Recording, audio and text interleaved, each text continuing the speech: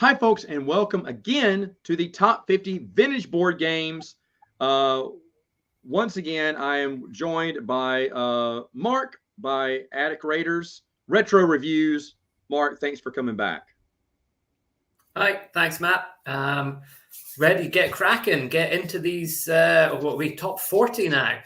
I know, we're in the top 40 here. Top 40. It used to be a popular radio show. That was Casey Kasem's Top 40.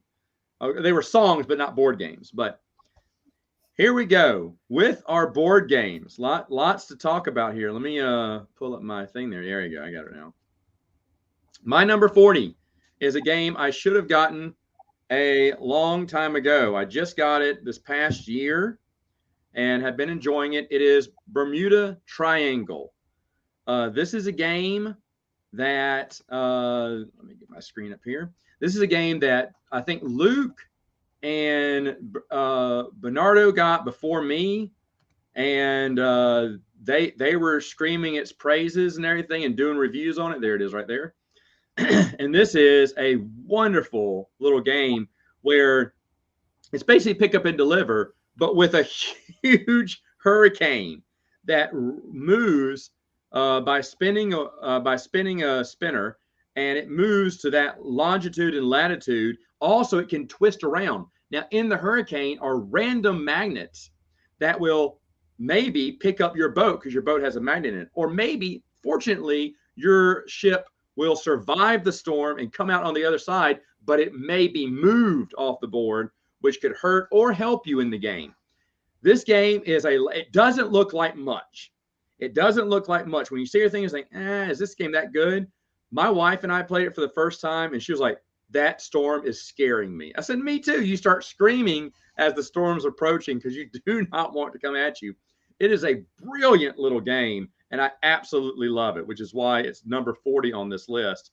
Shame on me for waiting too long to collect it, but I'm glad it's in my collection now. Yeah, it is one that's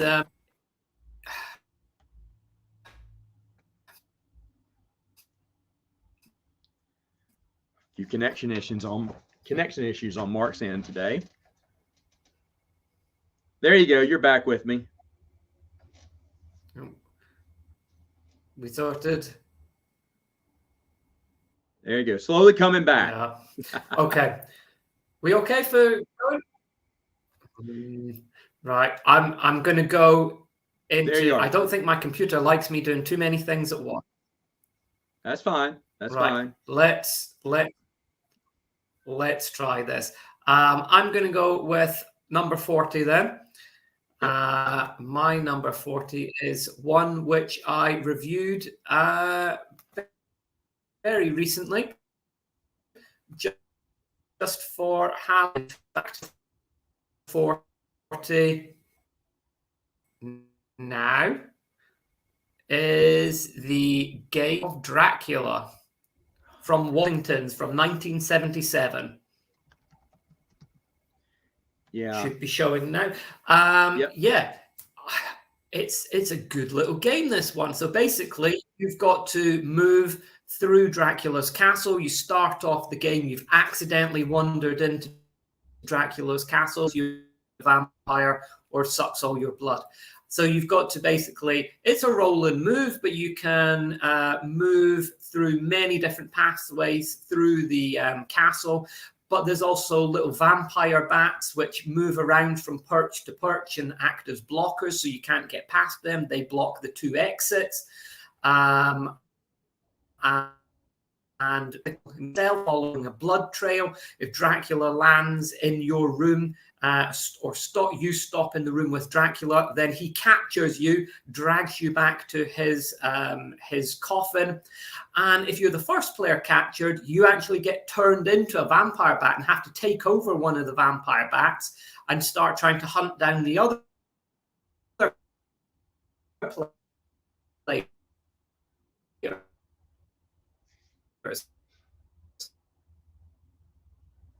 And then you go to his crypt and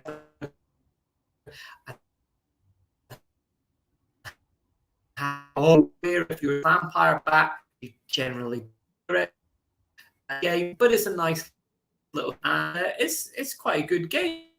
Being able to move around, it's safe from vampire. And there's candelabras, which vampires can't move past because they don't like the light. So there's different things.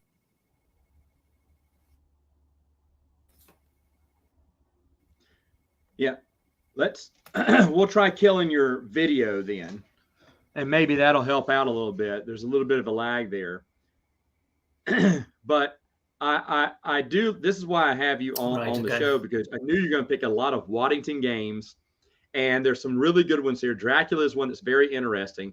Let me ask you a question. Does the person who turns into a bat, is that what the mask is for? Do they wear the mask? Yes. I see it. Yeah. That's great. I love that. I love Waddington games. Yeah, it's a nice little gimmick. Don't tend to use it in the game as much, but it's okay.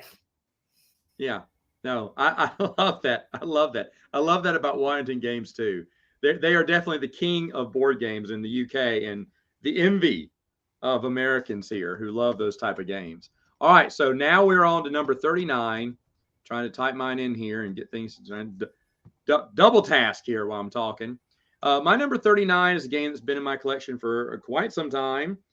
It is the one and only Hotel Tycoon. This is basically a reprint of the game Hotels, which is another excellent game. If you have the game Hotels, it's roughly the same. Again, the pieces here, the hotels you can get, it's like Monopoly on steroids. I talk about it all the time. I love playing this. Probably the one take back from it, and let me see, where was it last? Yeah, it's been number 28 on my list for years. It's never moved, and then just recently it shifted about 12 spots. I don't know how many spots that is. That's about 11 spots down, and that's only because it does suck because it has player elimination, and that last round or two, you know who's going to win. You're just barely trying to survive, kind of like in Monopoly, but I can't get over it. I mean, my favorite, of course, are the big expensive towers, but that has deep six me at times, because if you can get some decent hotels around certain corners and grab the openings, the little entrances for it, you can bankrupt someone quick. I love this little game, whether it's the new version or the old version. Like I said, they're basically the same. I don't see that many differences between them, and they are cheap to find, I think, as well. I see people who get the old copy of Hotels all the time, and it looks very similar to what I have. But either way, such a fun game. They're 3D buildings that pop up and just make the board that much more fun. If it was just tiles or cards, I would totally just forget this game. But the 3D buildings definitely give it the edge, which is why it's on my list here at number 39. Yeah, looks good. It's nice. I do like games with 3D pieces, definitely. They're so good. They're so good. But anyway, so what is your number 39? 39 for me is which utilizes toys which I grew up with and collected. If you recognize these things, very popular at the time, Monsters in My Pocket. So yes, for me, number 13 is, let's see, Monsters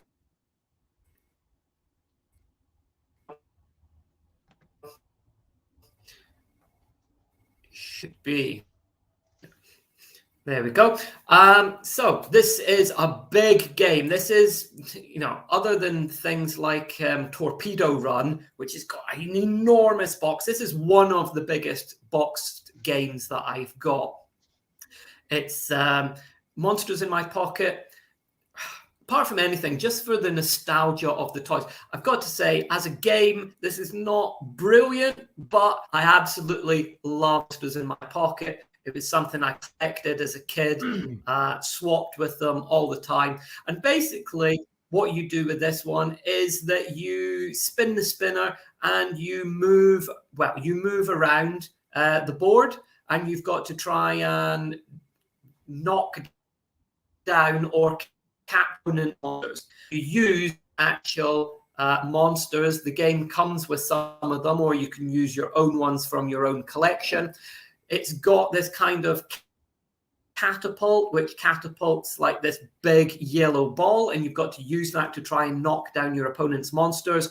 And then you spin the spinner, move around, and if you land on the same spot as one of your opponents, then you have to battle them, which basically involves taking the two of them. Whoever's got highest number gets to spin spinner twice, and the other person spins it once, and whoever gets the highest number on the spinner wins, and the other monster is eliminated. So it's not the best, and it is ridiculously easy to knock down other monsters as they move across the board, because that ball is really, really easy to aim, and it's huge.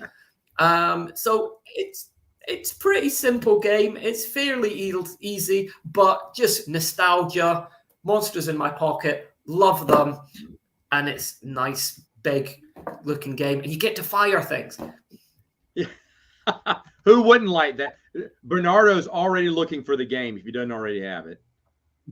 So yeah, that's a good one. And we had something in the US called, well, I'm sure y'all had it here too, but back in my day, it wasn't, we had Monsters in Your Pocket, but I was much older, and we had something called Muscles. It's like the wrestling men, and they were basically essentially the same thing there. And I loved them. We collected them all the time. For a while, someone would sell us a complete collection every once in a while on eBay, and I'm like, it's like $700. I'm like, no, I don't need to spend. What would I do with it? You know, why would I need that? But I just love it, and I agree with you with nostalgia. Nostalgia is a factor as we're talking about these type games. So that's a fair assessment there, that you love the game. It's not a great game, but the nostalgia factor's there. That makes sense. And vintage games, that makes a big deal. My number 38 is Norm from the Board Game Museum. I was watching his review, no joke, walking around a flea market. I had just finished watching his review, looked up, and the game that he had just reviewed was right there in the flea market for $1.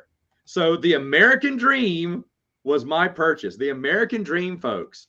I love this. You're rolling 1, 2, or 3 die, because it's not always about speed, about trying to get around the board. It's trying to land on certain areas on the board. Sometimes you do need speed. Sometimes you need to watch your pacing and make sure that you land on that exact board here. Here's the picture. That's you, the child, winning against all the other people there. And obviously, Milton Bradley got together and got a bunch of sponsors for this. There's a bunch of real life companies in America who obviously gave money to have this game developed, to have their game featured in the game. So the game probably cost nothing they probably made money making the game just by producing it. It was already paid for ahead of time. I bet it was kickstarted by all these other companies.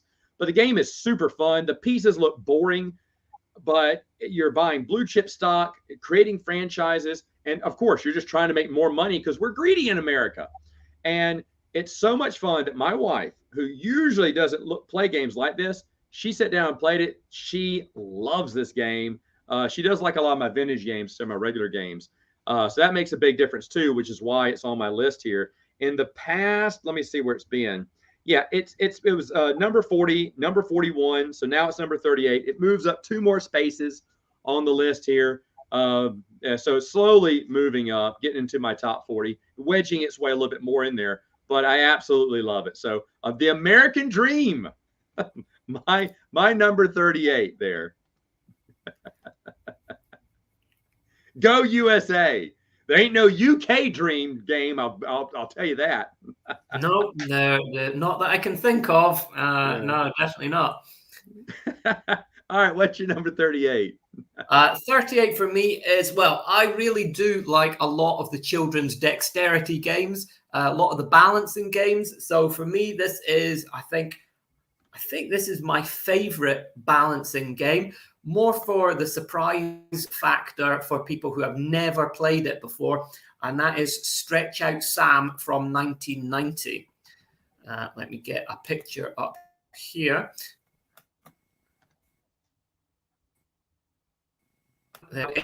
Very basically, you it in turns. You spin the spinner, and it tells you how many items you've got to stack onto Sam's tray. Sam is a little 3D waiter. He tells you whether you've got to put on 2 things, 1 thing, 3 things. That's it. You just have to stack them on there. But then it also tells you whether you or not. And if you tip him, you have to press a little button on his back, and his arm grows. And it's a really, really interesting mechanism. People look at it and they think, oh, it grows, okay. And obviously, as it grows, it gets slightly more precarious and things might topple off. That arm grows ridiculously long. It gets to a point where it's longer than what would fit inside his body there. And people are like, what? How is this happening? And his arm can stretch like way, way above his head because of the way that the mechanism works. And it's all like little linked pieces with a kind of bungee string inside it that go in. And it's this huge arm, which is like 3 times. Yeah, it's like 3 times higher than the actual waiter is. And people are so shocked by this, but it's good fun, and you can adjust it. There's a little dial on the back so that you can adjust like the tilt of the waiter to make it more difficult, more likely to fall over or not. It's a silly little thing, but it's good fun, that one. I remember your review of this, and I was impressed by how high. I did not know how high his arm could get, and you showed it in the video, and I was like, shut up. Yeah. To me, that was just amazing. So, yeah, I love the look of that game, and I love the theme, too. That's great. Love it. Excellent. See, you're a good choice to be on here. You bring up these other games I do not have. All right. So, my number 37 is Star Trek, basically the movie board game, to be specific. There's a lot of Star Trek games you pick out there, but this is based off the first and awful first movie to the original TV show they ever came out with. And I don't know why. I keep having trouble there. Oh, there it is. Pulling up my pictures here. But anyway, this game, the cover looks awful, but the game is so much fun. You got a nice Enterprise ship of your color. There's 4 different colors. You're taking 4 mission cards, and they're like explore certain planets or systems or constellations or do certain things. You got to do 4 missions. 3 of the 4 missions you have to complete and be back to your base. And the game is you shuffle a bunch of these exploration cards, and when you visit one of the several constellations, the board is modular too. It's these double-sided triangles, so the routes will always be different. How you get to the planets, and then when you go to that certain sector, you flip over the card that you've shuffled in the deck and dealt them out around the board. So even the places you go are different, and there's more cards in the deck for missions and places to explore than there are spaces on the board. So again, a lot of replayability here. And you're going around, and it feels like Star Trek. You're trying to explore a supernova, or a red dwarf star, or find the hidden Klingon base and report back to base station, or you're bringing a Vulcan ambassador to Earth. So you got to go to Vulcan first and then go to Earth as your trip, and that completes your mission. Of course, other players are trying to hinder you from completing all your missions, meaning that if you have found a black hole, you mark it with your little chip, your little player color chip. But another player can come in there. If their goal is also to find a black hole, they can replace your color chip with yours. Well, then that means you've only got 2 missions completed now. You either got to go find another black hole or go back there again. Again, all exploration, so much fun, a lot of game in here. I know I talk a lot about Star Wars, but I am a Star Trek fan as well. And this one is an excellent game. In the past, let me see, since I'm telling people about where I've ranked these in the past, this has gone up a ton. It was 68 last year. So, I mean, that's goodness gracious, 31 spots up the list here. Just because I've gotten to play it again. I have some people who play it with me for a while. I was hurting on getting other gamers to play with me, but now I have people playing with me, and I love this game. Could play it all the time. So Star Trek, my number 37. Yeah. What about big you, Star sir? Trek fan myself. Oh yeah. Much bigger on Star Wars. Star Wars much bigger, but Star Trek as well. Grew up on Deep Space Nine and Next Generation. Watched them all the time. Very good series. All right. What's your number 37? Number 37 for me. I'm not going to talk too much on this one because we are going to get some overlap here. Where has it gone? Oh, we got some overlap. I love overlap. Disappeared. Oh. Let me see. It's going on. And for me is Bermuda Triangle. Shut up! It was you so just close. Talked about it at the. I know you just talked about it recently. So I say roll and move, going around the board. But the main thing is that storm with the magnets in it that can pick up your ship. As I said, I'm not a fan of the artwork on this one.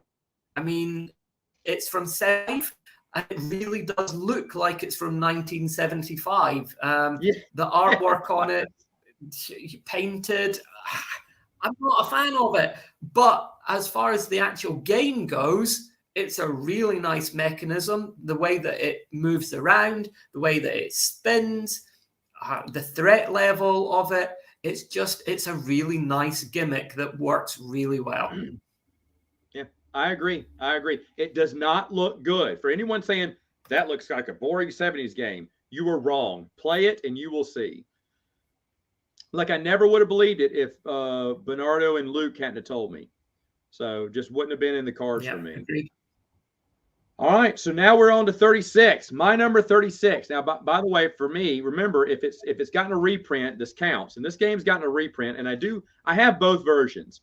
The old version of Sabacc, which is a Star Wars card game.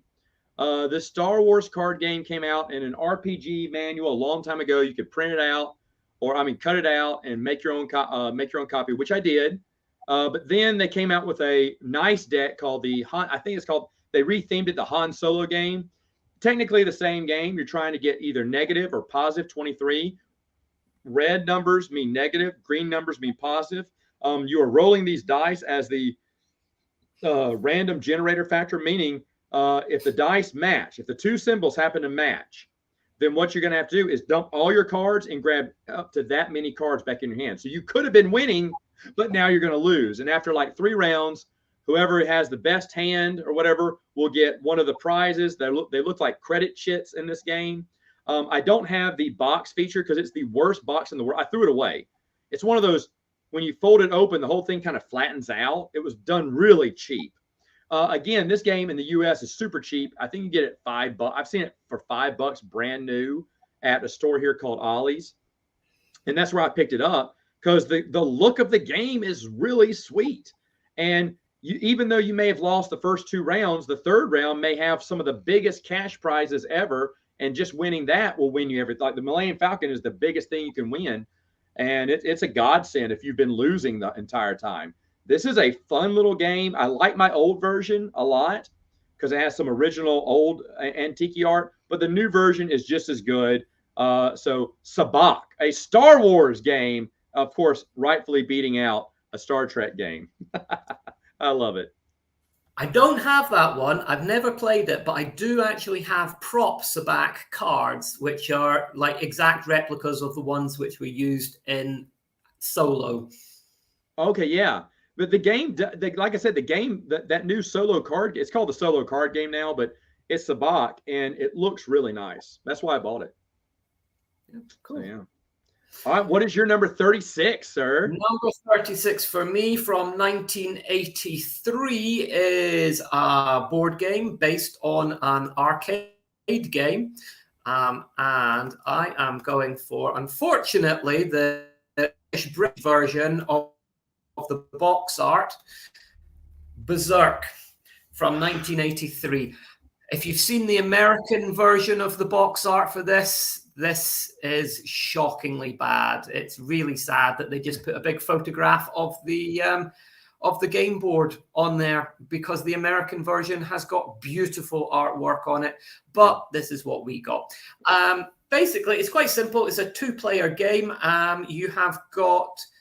replicates the arcade game with the same name, obviously, and you have got your little playing piece that you are trying to escape from one end of the board to the other, avoiding robots and the evil auto character. The robots can move a certain amount of spaces, but the robots have... So you roll and move that many spaces wherever you want, as long as it's not moving diagonally. When the robots roll, they have got to roll and then split that between a certain number of rows, depending on how many are on the board, how many have been killed. And if they land on you, you lose a life. If you land next to them, then you've got this little flip-up gun arm that you press. You flip down a little lever and it shoots. Well, it doesn't really shoot, but his arm comes out and it knocks over a robot. It's a ridiculous little feature. No need for it whatsoever, but it's really, really fun. And basically, as you move around, you've got to try and avoid things and think tactically, use the walls, hide behind the walls. The evil auto character can move through walls, which makes it more difficult. But you just got to avoid things, play against each other. It's good fun, and it's, again, nice nostalgia because I really like the idea of the arcade game as well that it links to. I do too, and I'm glad that you put those on there because I agree. I think it's just so cool that they did games like that back in the day. It is a shame that y'all didn't have the good art that we had, but you know, y'all had Waddington Games. We had some nice box art every once in a while, so I guess it breaks even. Folks, my number 35 was number 37 last year on the list, so it's basically almost exactly where it was before. I love this game. My nephew, who was sitting in the wings on our last stream, still says this is one of his favorite games. It is NBA Bas-Ket. Let me bring up this one. It's a game. It's a 2-player game that you are playing with a ping pong ball, and you're bouncing it. There it is. You're bouncing it around the court with these prongs. You're kind of shooting it into one basket to the next. And it's total fun. It says, have a stopwatch or timer to time 5 minutes each, and then you'll switch sides. And then, so if one of the prongs is always messing up, both players have to play with it. So I do like that rule that you switch sides and everything. But the scores can be high. It's just, like I said, it's just trick shots. You think you could get used to the prongs, but when you have to switch sides, the prongs work a little bit differently. I like that though. And this game is so much fun. I got the electronic version a long time ago, but it was garbage. It broke easily. Everything was plastic instead of metal, and the plastic pieces weren't snapping that well. And I was like, oh, that was a disappointment. The only thing that was cool about it was the ping pong balls looked like basketballs. And so I kept those, but now I can't find them. I just have regular ping pong balls for this game because in the move, I lost those basketball ping pongs. But fun little ping pong 2-player game. I absolutely love it. NBA Bas-Ket. There you go. Some nice dexterity games, yep. Yes. Number 35 for me came out the year before Berzerk. Also, another arcade-based game from 1982, and that is PacMan. Yes. And you're on the board, trying to avoid being eaten by ghosts, trying to gobble up as many of the little white marbles as you can, or the yellow ones in order to get power-ups. But again, you're avoiding things, moving around, trying to get whatever's left. You can use little tunnels that move off of the board and appear back on other sides. So this one is very similar to the arcade game version. Berzerk, not so much, but PacMan, this is actually really close to the arcade game. The pieces are nice in this. The PacMan pieces moving about with a mouth that opens and closes. It holds the balls inside it. It's a nice little game. It's tactile. The balls, unfortunately, they do have indents in the board so they can sit in them. But if you knock anything, they go rolling all over the board, off the table, bouncing across the floor. It's a bit of a nightmare. But it's fun. It's good 80s arcade nostalgia on that one. There you go. Yeah, this is a game that I got to play with Norm from the Board Game Museum, and we played it live on his channel. We did a stream with it, and during the game, I was cheating in front of the camera, but he didn't realize it. I kept cheating and grabbing some of the balls from his basket and putting it in mine, and I'd look at the camera when I do it too, but he never saw it happen. So I felt bad, and I gave him the win. It's so much fun, though. Yeah, that's a good one. That's a good one. Folks, my number 34 is a co-op game. It was number 51 last year. It really shot up the ranks here, 16 spots, and it is Break the Safe. Break the Safe, like I said, family-style co-op game where you're, for some reason, a family, and you're trying to break into a safe, and you're going to different areas on the board, playing different cards to trip up certain traps that are set there and try to get the little tokens. Some of them are nothing. Some of them are traps, which will end up shocking you and making you lose a turn. But then 4 of them are the key codes that you need to get back to the center of the board, place them in the safe, and turn the safe to unlock it. It's an electronic safe that counts down a beeper. You can play, it says plays in 30 minutes or less. Yes, because you can play 30 minutes, 20 minutes, or 15 minutes. And we always play the 15-minute game because it is crazy. You start moving really fast around this game, and it is so much fun. Again, what is a mom, dad, boy, and a girl doing breaking into a safe? I don't care about the theme. Oh, you're trying to avoid a security guard and their dog, too. That's why the dog's chasing him in the background there. You're trying to avoid that, and the security guard is the outline. He's with a flashlight behind you. So you can't be, if you get caught by them, you get busted in jail, but one of the other family members can go and break you out because all 4 must be in the safe to win the game. So lovely game, so much fun to play. I do love electronic games, and you're going to see a lot more on my list later on. But that's the first one I guess I'll talk about here in my top 40 or top 50 here. Yeah, nice.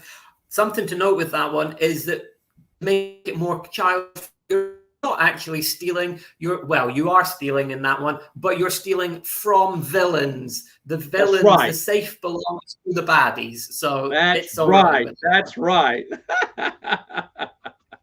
Stealing's okay as long as you're doing it from bad people. Robin Hood style. Exactly. Number 34 for me. This is quite an old one, 1975. I do like this one. It's not the nicest looking thing, but Stay Alive. Oh, yes. 75. Yeah. This is the version that I've got. I think maybe older versions of this as well from the 60s, if I'm remembering right. But this is the 75 version that I've got. And it's pretty simple. You've got sliders, the little tabs around the side, slide the tracks back and forth. Some of them have got holes in them. And where they past each other, if the holes line up and you've got a ball on top of it, it will fall through the holes. And you've got to try and make sure that you eliminate the other players, but don't get eliminated. It's quite simple. It's not a lot of thinking to it, but it's nice. It's a nice little game. The sliding, the mechanism on it, it works well. It's not particularly exciting. It's not really complex, but it's a nice little mechanism. It works well for what it's supposed to do. And good little game that you can play really easy, really quickly. And it's very simple and straightforward to learn and play. Yeah. I had this game and played it with my nephews quite often. In fact, so much that for Christmas, I went ahead. They didn't have any games back in the day. They were still young. I gifted them a bunch of my vintage games, and this is one of them because I knew they just loved. They like. It's fun trying to figure out what's going to make that trap door final because there's a couple of layers there before it can drop right through. So there's a lot of strategy, and you never know, when your marble is safe. So, excuse me. Excellent game. All right, my number 33 has a different title than what is going to be featured here on the on my screen here, but it is called Gold. And the picture that I got is it goes by another name, Eureka, which is the only picture I could find. Usually I can find that gold picture. I guess I could have taken a picture of my board game too, but I kind of put this together just before we went live. So, but Gold is from, and this basically stays the same spot it was last year, I think, 33. It's always been around my top 30 here. Ravensburger makes a really great game there. This is Push Your Luck, where you're rolling this die, moving that many spaces, and gathering that much, or getting gold.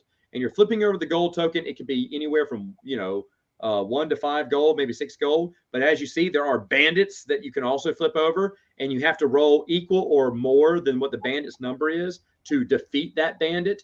And if you don't, then he's going to steal all your gold.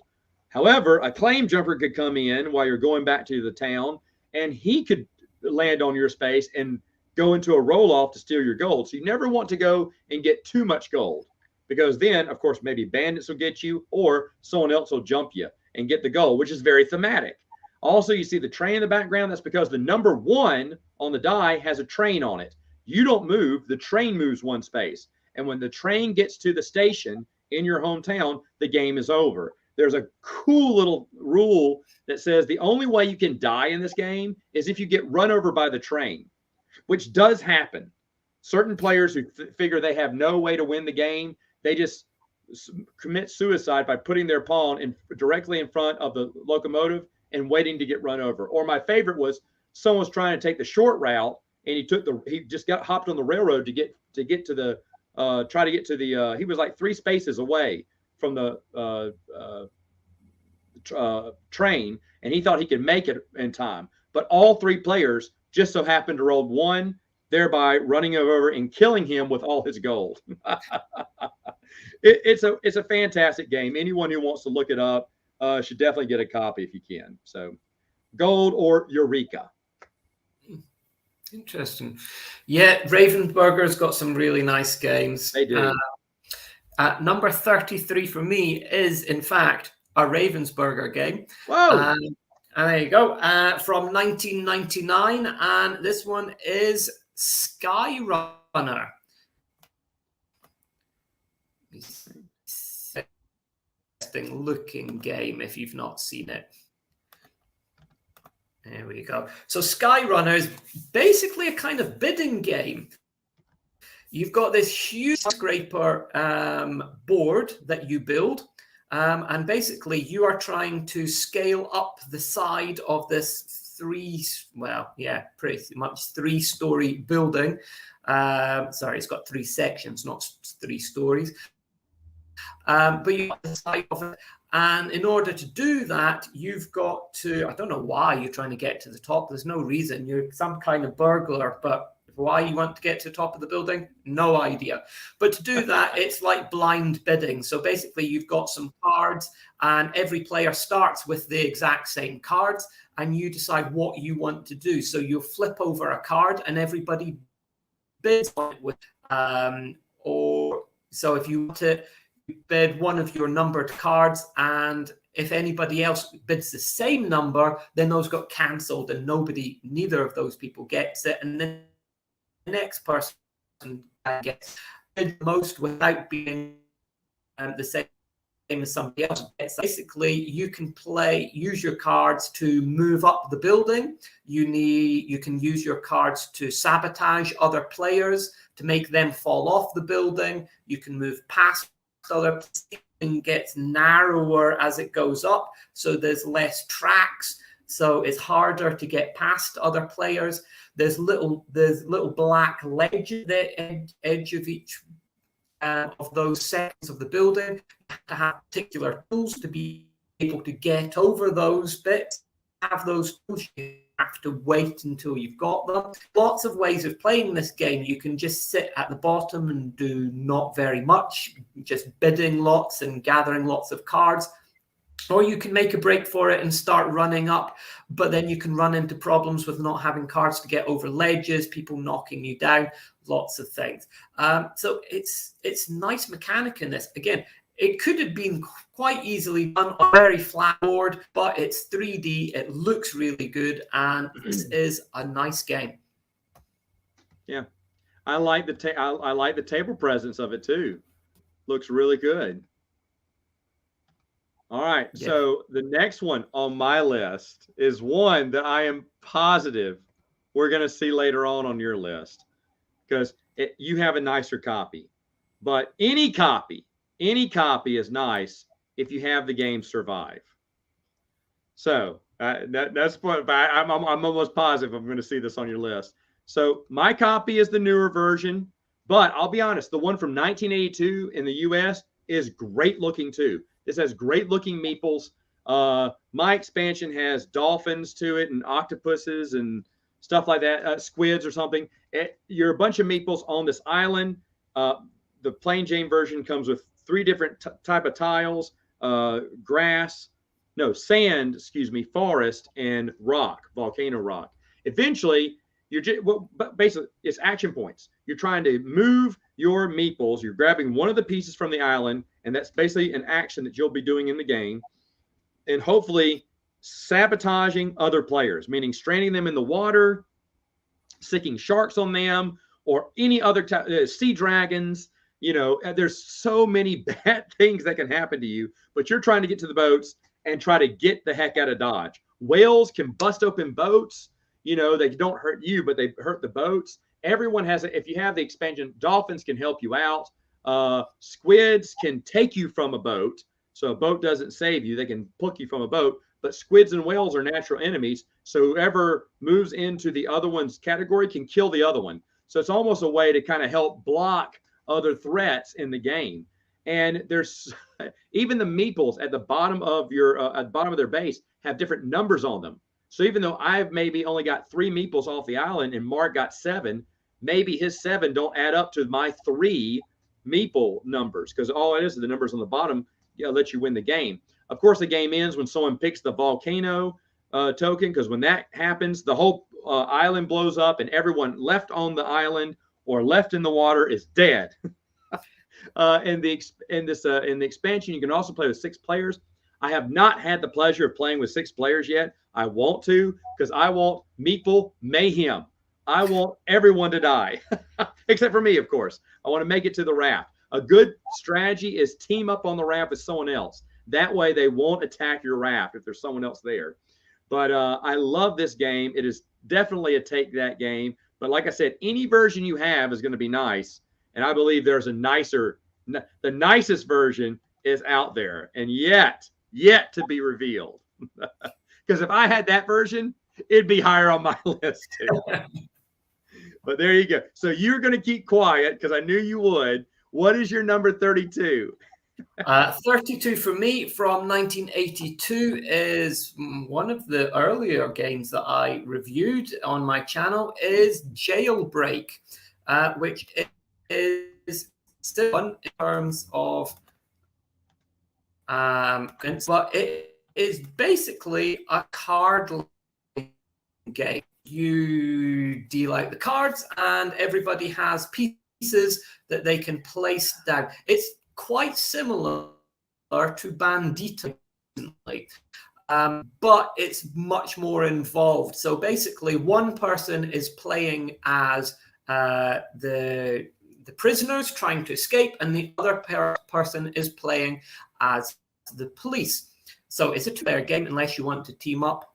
But you're playing cards, and when you play cards, you're trying to create paths going out from the jail to the edges of the board within a set number of cards for the square. And as soon as you manage to get there, you can win. But it's not quite as easy as that, because you've got to also get not just your person from the jail to the edge of the board, you've got to get them from the jail to a car meeple to the edge of the board. And the car meeples can only go onto particular cards which have the blue exclamation mark sign on them, and either player can play them. So the other player, sorry, I'm saying that wrong. The police cars are on the blue one, the criminal ones are on the red one, and the police cars have to go blocking any of the roads on the police car card. But again, either player can play them. So you can play a police car one far away from any of the roads that you want to use if you're the person trying to escape.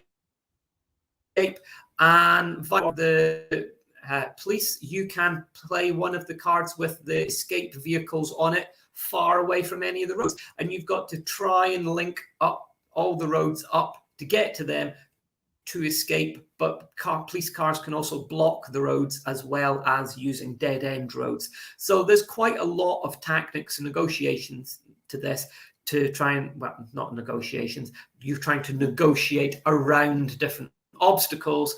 So it's nice. It's a card laying game with mazes, and I really do like that kind of game with mazes and paths and things, but there's more to it with being able to block things off and move around.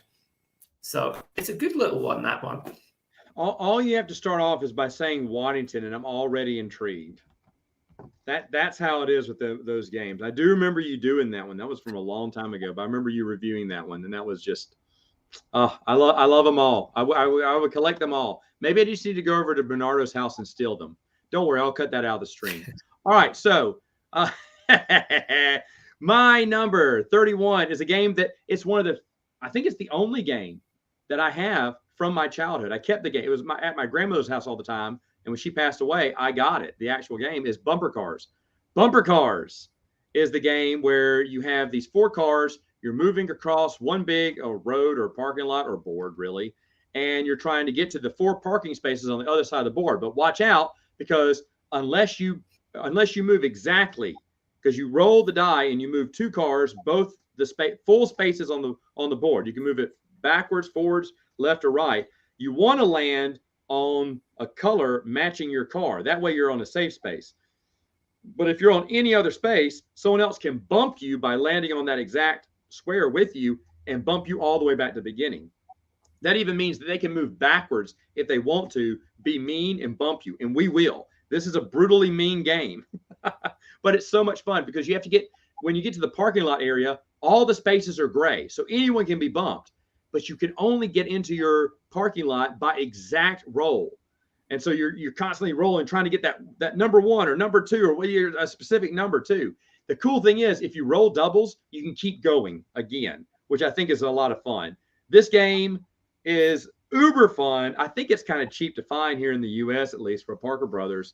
And I still enjoy the game. It's so much fun. And let me see, where is it ranked from last year? I believe this has moved down slightly. It was like number 29, so it moved like down 2 spots. But it basically just stays around, hovers around this part for me all the time because it is a lovely game. Bumper Cars by Parker Brothers. I do have the original version of. Nice. For me, my last one for today, this is from, well, the version I'm going to talk about today is from 1986. There are earlier versions of this from the 70s, but if you're going to buy one copy of this, and I've got 2, I've got the earlier 70s version, but if you're going to buy only one copy of this, then you have to get the 86 version, and it is, well, I play a lot of 2-player strategy games. Most of the games that I play, my wife, just the 2 of us, it is Cathedral. I really love 2-player strategy games. Now, I've got this from the 70s version. The 70s version has got wooden playing pieces, and the wooden playing pieces are nowhere near as pretty as this. The 86 version has got these molded plastic playing pieces, and as you can see there, it's just gorgeous. It looks really nice. So basically, it is an abstract strategy game, but with this theme on top of it, looks really, it's kind of similar to Tetris. You've got to try and slot in pieces of your board, of your color of building. You start off with the cathedral somewhere in the board, and you've got to try and start creating the town, but you've got to get as much area control as you can by placing your pieces down. Sorry, camera went a bit wrong there, but it's fine.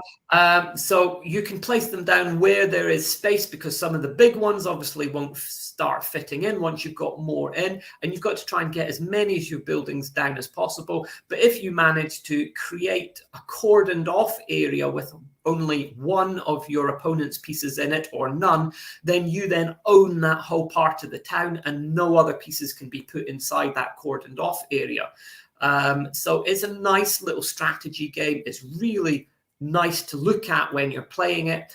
And there's a lot of spatial thinking involved in it. And it's good fun. That's awesome. 1986. Good year. Good year. Yeah. And that is a pretty game. You know what? I've seen that a million times, and flea markets back in the day. I need to pick up a copy. I wasn't ever sure what it was, but I need to pick. Hearing you talk about it, that got me interested. But all right. Well, hey folks, that is our top 40.